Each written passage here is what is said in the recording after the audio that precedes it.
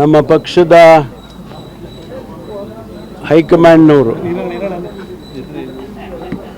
ಶ್ರೀ ಮಲ್ಲಿಕಾರ್ಜುನ್ ಖರ್ಗೆ ಅವರು, ಪಕ್ಷದ ಅಧ್ಯಕ್ಷರು ಶ್ರೀ ರಾಹುಲ್ ಗಾಂಧಿಯವರು, ನಮ್ಮ ಲೋಕಸಭೆಯ ವಿರೋಧ ಪಕ್ಷದ ನಾಯಕರು ಮತ್ತು ನಮ್ಮ ನಾಯಕರು, ನಮ್ಮ ಉಸ್ತುವಾರಿ ಪ್ರಧಾನ ಕಾರ್ಯದರ್ಶಿಗಳ ಸುರ್ಜಿವಾಲಾ ಅವರು ಮತ್ತು ನಮ್ಮ GSO ಪ್ರಧಾನ ಕಾರ್ಯದರ್ಶಿಗಳು ಹೆಡ್ ಕ್ವಾರ್ಟರ್ಸ್ ಶ್ರೀ ವೇಣುಗೋಪಾಲ್ ಅವರು, ಹಾಗೆ ಶ್ರೀಮತಿ ಪ್ರಿಯಾಂಕಾ ಗಾಂಧಿಯವರು, ಇವರಿಗೆ ನಾನು ಧನ್ಯವಾದಗಳನ್ನು ಹೇಳೋದಕ್ಕೆ ಬಯಸ್ತೇನೆ. ಯಾಕೆಂದರೆ ಸ್ಥಿತಿಯಲ್ಲಿ ನನ್ನನ್ನು ಉಪಮುಖ್ಯಮಂತ್ರಿಯಾಗಿ ಆಯ್ಕೆ ಮಾಡಿದ್ದಾರೆ. ಅವರಿಗೆ ನನ್ನ ಮೇಲಿಟ್ಟಿರ್ತಕ್ಕಂಥ ವಿಶ್ವಾಸ, ನಂಬಿಕೆ, ಅದಕ್ಕಾಗಿ ನನಗೆ ಆಭಾರಿಯಾಗಿದ್ದೇನೆ ಅಂತ ಹೇಳೋದಕ್ಕೆ ಬಯಸ್ತೇನೆ. ಇದು ಮತ್ತೊಂದು ಅವಕಾಶ ರಾಜ್ಯದ ಜನತೆಗೆ ಕೆಲಸ ಮಾಡೋದಕ್ಕೆ, ನಮ್ಮ ಪಕ್ಷದ ಸಿದ್ಧಾಂತಗಳ ಹಿನ್ನೆಲೆಯಲ್ಲಿ, ನಮ್ಮ ಪ್ರಣಾಳಿಕೆಯ ಹಿನ್ನೆಲೆಯಲ್ಲಿ ಕೆಲಸ ಮಾಡೋದಕ್ಕೆ ಮತ್ತೊಂದು ಅವಕಾಶ ಅಂತೇಳಿ ನಾನು ಭಾವಿಸ್ತೇನೆ. ಹಾಗಾಗಿ ನಮ್ಮ ಏನು ಮುಖ್ಯಮಂತ್ರಿಗಳು ಆಗೋದಕ್ಕೆ ತೀರ್ಮಾನ ಆಗಿದೆ DK ಶಿವಕುಮಾರ್ ಅವರು ಮತ್ತು ನಮ್ಮ ಹಿಂದಿನ ಮುಖ್ಯಮಂತ್ರಿಗಳು ಸಿದ್ದರಾಮಯ್ಯ ಅವರಿಬ್ಬರಿಗೂ ಕೂಡ ನಾನು ಅಭಿನಂದನೆಯನ್ನು ಸಲ್ಲಿಸ್ತೇನೆ. ಈ ಒಂದು ತೀರ್ಮಾನದಲ್ಲಿ ಅವರು ಕೂಡ ಭಾಗಿಯಾಗಿದ್ದರು.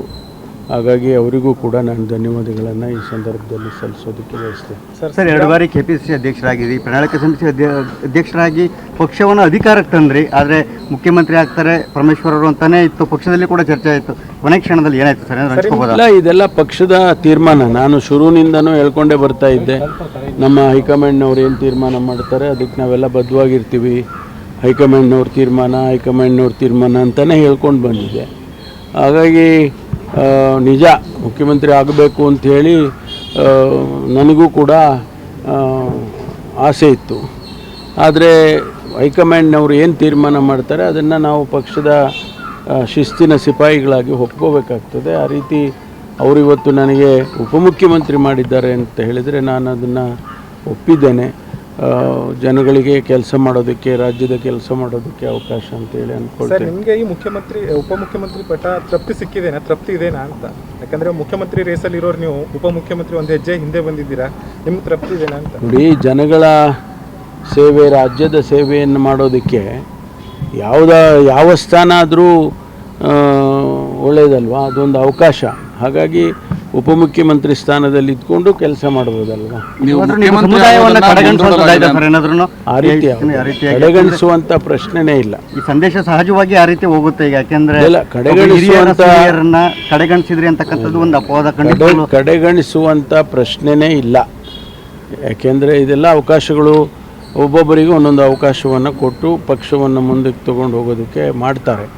ಆ ರೀತಿ ಇವತ್ತು ನನಗೆ ಅವಕಾಶ ಕೊಟ್ಟಿದ್ದಾರೆ. ಅದರಿಂದ ಅವರಿಗೆ ಮತ್ತೆ ಧನ್ಯವಾದಗಳನ್ನು. ಮುಖ್ಯಮಂತ್ರಿ ಆಗೋ ಪ್ರಕ್ರಿಯೆ ಮುಂದೂಡಲಾಗಿದೆ ಅಂತ ಅರ್ಥ ಮಾಡ್ಕೊಳ್ಬೋದಾ ಅಂತ? ಆ ರೀತಿ ಸದ್ಯದ ಪರಿಸ್ಥಿತಿಯಲ್ಲಿ ಯಾವುದೂ ಆ ರೀತಿ ಇರೋದಿಲ್ಲ. ಈಗ ಸಿದ್ದರಾಮಯ್ಯ ಅವರು CWC ಮೆಂಬರ್ ಆಗಿದ್ದಾರೆ ಸರ್, ಅವರಿಗೂ ಅಭಿನಂದನೆ ಸಲ್ಲಿಸ್ತೇನೆ. ನಮ್ಮ ಹಿರಿಯರೆಲ್ಲ ಸೇರಿ ಅವರಿಗೆ ಒಂದು ಹೈಕಮಾಂಡ್ನವರು ಅವರಿಗೆ CWC ಸದಸ್ಯರನ್ನು ಮಾಡಿದ್ದಾರೆ. ಅದಕ್ಕೂ ಕೂಡ ನಾನು ಧನ್ಯವಾದಗಳನ್ನು ಹೇಳ್ತೇನೆ.